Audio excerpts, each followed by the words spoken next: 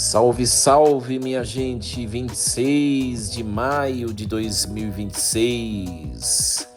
Nesta terça-feira da oitava semana do Tempo Comum, a igreja celebra a memória de São Filipe Neri, presbítero. Meus queridos, vos saúdo com a paz de Jesus. Sintam-se todos bem acolhidos, bem-vindos. É uma alegria, um privilégio iniciarmos o nosso dia ouvindo a palavra de Deus, não é verdade? Hoje nós celebramos este santo tão importante, São Filipe Neri. Nós não estamos mais fazendo uma explanação da vida do santo aqui, porque depois será postado um textinho lá sobre a vida dos santos. Aqueles que desejarem podem ler, mas é um santo muito importante para a caminhada da igreja. Muito bem, meus queridos, então vamos iniciar este nosso encontro de meditação da Palavra de Deus, em nome do Pai, do Filho e do Espírito Santo. Amém. Leitura da primeira carta de São Pedro, capítulo 1, versículos do 10 ao 16. Caríssimos, esta salvação tem sido objeto das investigações e meditações dos profetas. Eles profetizaram a respeito da graça que vos estava destinada. Procuraram saber a que época e a que circunstâncias se referia o Espírito de Cristo que estava neles, ao anunciar com antecedência os sofrimentos de Cristo e a glória consequente.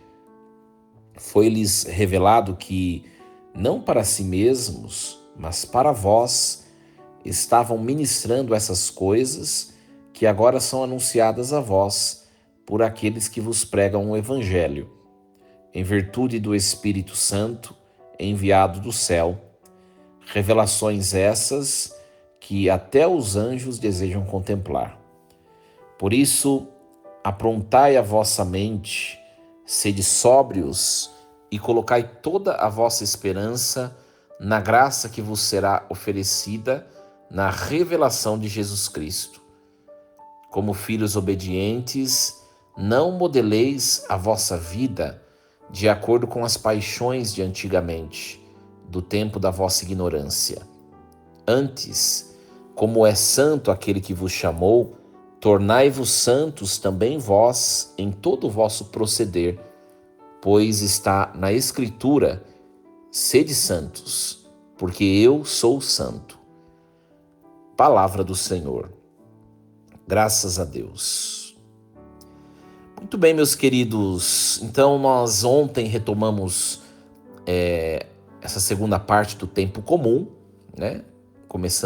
Retomamos a oitava semana.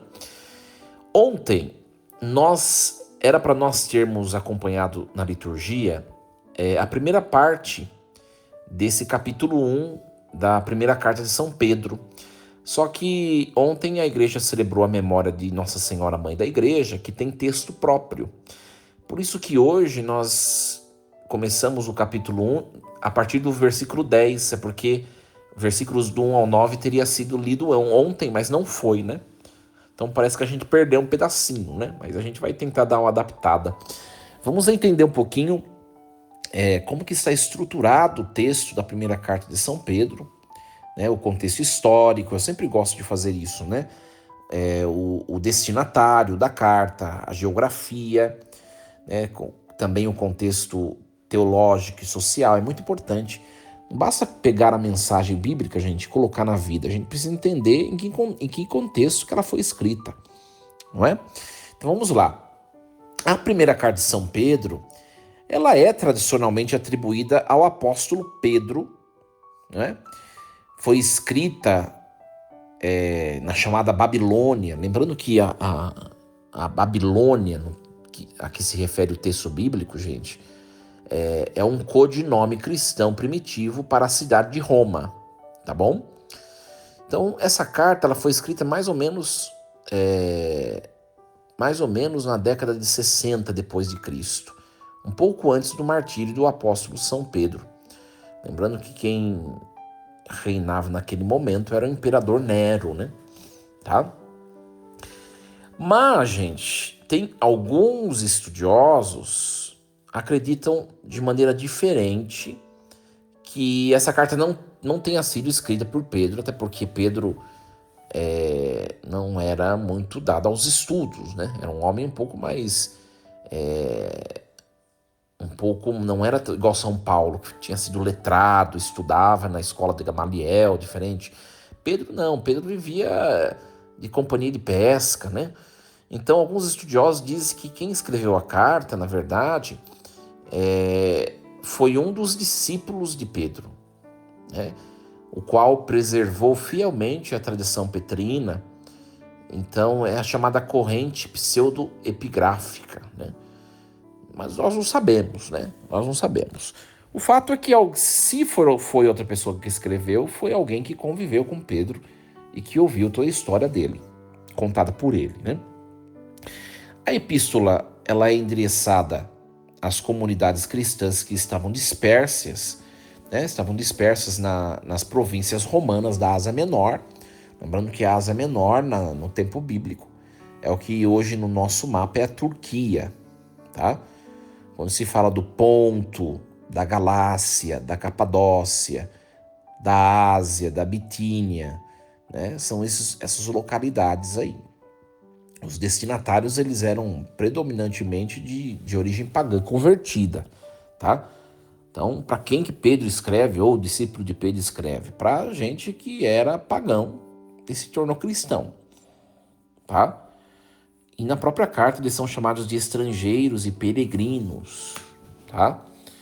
Então, essas comunidades, gente, elas viviam uma situação de marginalização, tá? Uma suspeita social, uma hostilidade por parte dos vizinhos, daqueles que viviam juntos lá, né? Por quê? Porque os cristãos, eles se recusavam a participar do culto que as pessoas prestavam para o imperador. Lembrando que o imperador era tido como Deus, né?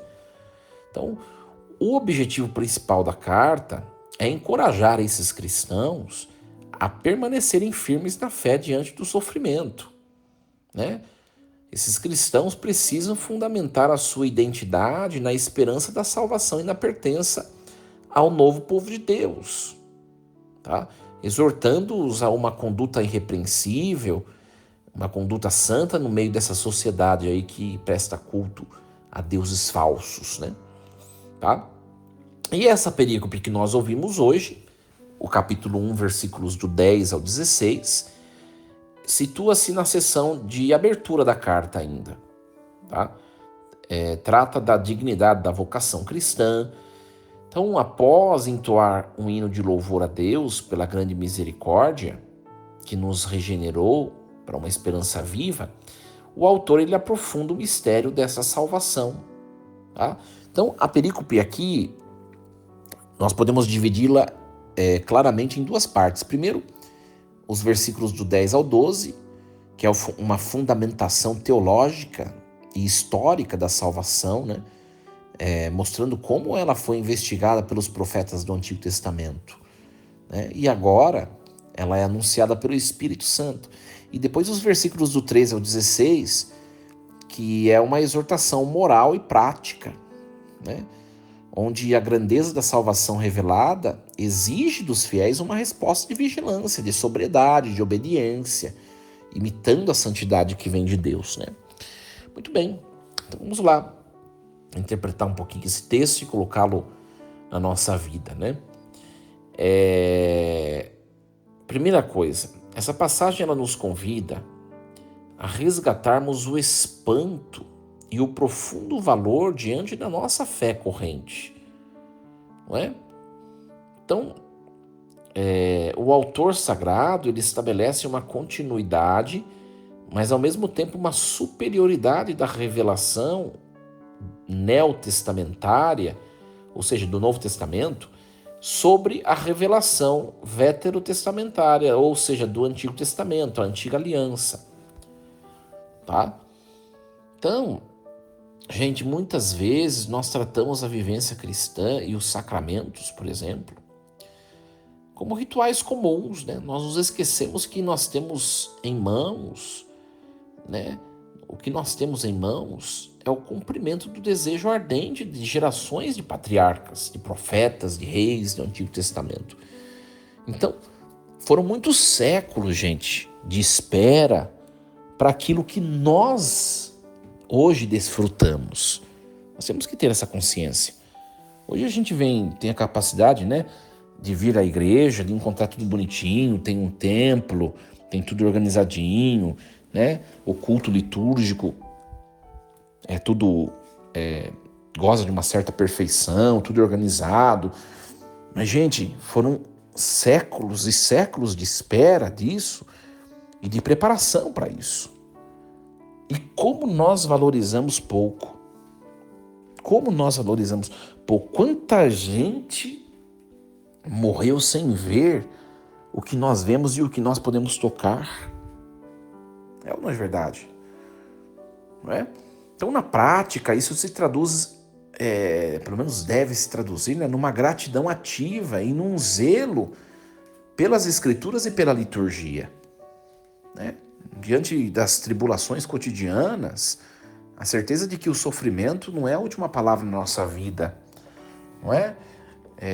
Mas é um prelúdio da glória, conforme o próprio Espírito de Cristo pré-anunciou. Não é? Quando nós passamos por incompreensões na nossa vida pessoal, por dificuldades, por vivermos coerentemente o Evangelho, por sermos a igreja, por sermos homens e mulheres da liturgia, quando nós passamos por essas incompreensões e julgamentos, nós estamos participando desse mesmo encadeamento salvífico que os anjos anseiam admirar. Olha, no fundo, o que quer dizer? Muita gente desejou ter o que nós temos e às vezes não valorizamos. Muita gente desejou até mesmo dar a vida para poder experimentar o que nós experimentamos e o que nós muitas vezes não valorizamos. Isso é interessante, não é? Olha, foi sobre essa salvação que os profetas indagaram e pesquisaram, eles que profetizaram sobre a graça que vos era destinada, eles procuravam descobrir a que tempo, a que circunstância se referia o Espírito de Cristo que estavam neles, quando pré-anunciava os sofrimentos destinados a Cristo e as glórias que o seguiriam. Então muita gente ficou esperando isso, né? Valorizemos, gente. Valorizemos. Não é? Isso é muito bonito, gente. Depois nós temos a continuação do texto. Por isso, cingindo os rins da vossa mente, sede sóbrios, colocai toda a vossa esperança na graça que vos será trazida na revelação de Jesus Cristo. Ou seja, cingindo os rins da vossa mente. Olha que interessante isso.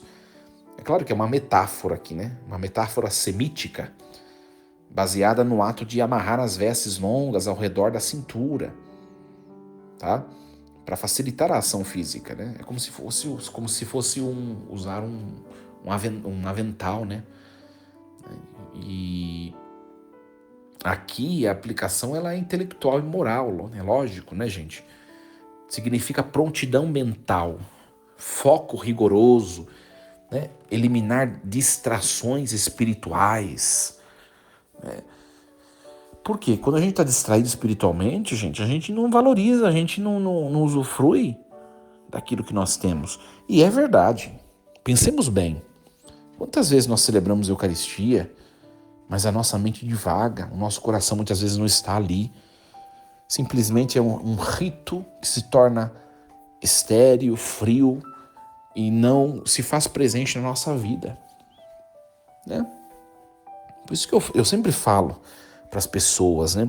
Eu falo, gente, quando a gente vai na missa, sobretudo de fim de semana, já separa um tempo para a missa, sabe? Não vai na missa com pressa, querendo que tudo seja feito de qualquer jeito, sabe?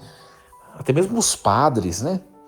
Faça uma liturgia bem celebrada, pausada, sem pressa.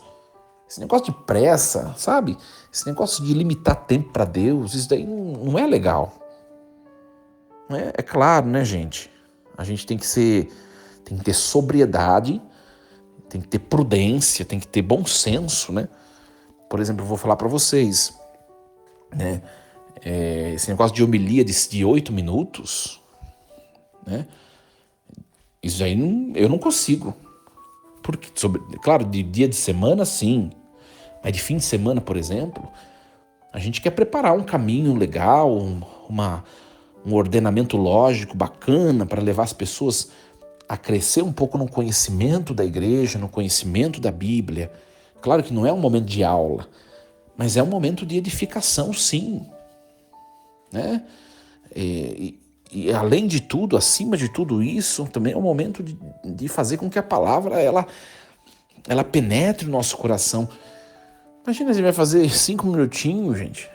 O que a gente abordou da palavra de Deus, né, do tema do dia? O que a gente citou de passagens dos Santos Padres, ou até mesmo de documentos da igreja, para enriquecer o nosso texto? Não fez nada, né?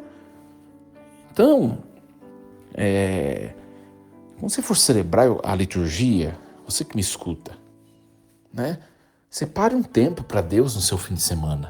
Não fica aquela coisa apressada, não. Não é legal, sabe? Não é legal. Depois o texto vai dizer sobre a sobriedade e a esperança, né? A sobriedade, ela excede a mera abstenção de álcool, né? Na literalidade, não é? Vai para além de abstenção de álcool. A sobriedade, aqui no texto bíblico, refere-se ao autocontrole, à clareza de julgamento, clareza de firmeza no espírito diante dos modismos e das pressões externas. A esperança não deve se apoiar em seguranças mundanas, mas puramente na graça escatológica da volta de Jesus Cristo. Por isso que Pedro está dizendo assim, olha só que interessante, colocai toda a vossa esperança na graça que vos será trazida na revelação de Jesus Cristo. Né? Não coloquemos a nossa esperança em outras coisas. Não é? E ele fala, como filhos obedientes, não vos conformeis com as concupiscências de outrora. A obediência define a nova relação de filiação com Deus. Né? Aqui Pedro ele supõe que nós não estamos a viver mais como antes, num tempo de ignorância. Né? Então, aqui o termo ignorância era uma designação judaica comum para o estado espiritual daqueles que eram pagãos e que não conheciam o verdadeiro Deus. Converter-se implica romper com os padrões e desejos desordenados que governavam nossa vida passada. Mas não é verdade, minha gente, que nós vemos isso acontecer muitas vezes na nossa vida presente? Então a gente já percebe aqui um grande desafio de viver o cristianismo. Não é? O grande desafio de viver o cristianismo é, de fato, nós nos percebermos livres. Quantas coisas nos escravizam? Os nossos pecados, os nossos vícios, os nossos apegos, tantas coisas, às vezes o dinheiro, às vezes os bens, às vezes a nossa dimensão afetiva e por assim vai. Quantas coisas, não é? E depois o autor fundamenta o chamado à santidade, que nós vemos lá no livro do Levítico, no capítulo 11, não é? A santidade aqui não é um isolamento ritualístico, tá, gente? Você pode ler lá Levítico 11, 44, 45, né? Sede santos porque eu sou santo, sede perfeitos porque eu sou perfeito. Né? Então, a santidade é uma qualidade ética que abrange todo o comportamento, né? Distinguindo qualitativamente a vida do cristão da vida da sociedade circundante. Então, o padrão de santidade é o próprio Deus. Né? A palavra, não tem como não lembrar da palavra hebraica, né? Kadosh, né? Que é ser santo, aquele que separa, que consagra para si. Então, ser santo é ser separado. Separado do quê? Separado daquilo que não combina com Deus. Separado do mundo, separado das forças do mundo, separado dos apegos. Não é? Muito bem. Então, gente, é uma palavra muito bonita, que nós hoje possamos cingir a nossa mente num mundo saturado de informações rápidas, né? Do digital, da inteligência artificial, enfim, um mundo como esse, onde a dispersão e os estímulos são constantes. Cingir rins da mente significa cultivar disciplina intelectual e uma atenção interior. Hoje, que nós possamos nos voltar para nós mesmos, sabe? Levar um dia reflexivo, sem muita explosão, sem muita atuação, mas um dia de contemplação, né? Um dia de contemplação. Que Deus nos ajude. Alguns pontinhos para nós levarmos para o nosso dia. Primeira coisa, a preciosidade da nossa identidade em Cristo, né? Nós devemos viver com a consciência constante de que a nossa fé, gente, é herdeira de uma longa e valiosa preparação histórica. Nós temos antepassados. E o que nós recebemos hoje é consequência daquilo que muita gente esperou. Outra coisa para a nossa reflexão é sobre a prontidão e a disciplina espiritual. A vida cristã exige decisão e atividade, não é? Então é necessário nós mantermos faculdades mentais espertas, o foco, não é? Purificar das ilusões, não perder tempo com coisa que não vale a pena, sabe? O terceiro ponto é o desapego do padrão do mundo, né? Não nos conformarmos com o mundo. Então a nossa conversão deve ser um processo contínuo de ruptura com a mentalidade egoísta, com a mentalidade relativista que predomina muitas vezes nos ambientes ao nosso redor, né? E o chamado universal à santidade prática. A santidade divina é a nossa medida de conduta, né? A santidade se realiza, gente, não fugindo do mundo, né? Não se alienando do mundo, mas transformando o nosso comportamento do dia a dia e nos tornando, né, à semelhança de Jesus Cristo. É esse o objetivo. Muito bem, força e coragem. Em nome do Pai, do Filho e do Espírito Santo. Amém. Queridos, desejo a vocês um excelente dia com muita paz, saúde, perseverança. Que Deus os proteja hoje e sempre. Lembremos-nos sempre, Deus está no comando de tudo. Amanhã nos encontramos para mais um programa Reflexão Diária. Até lá, minha gente.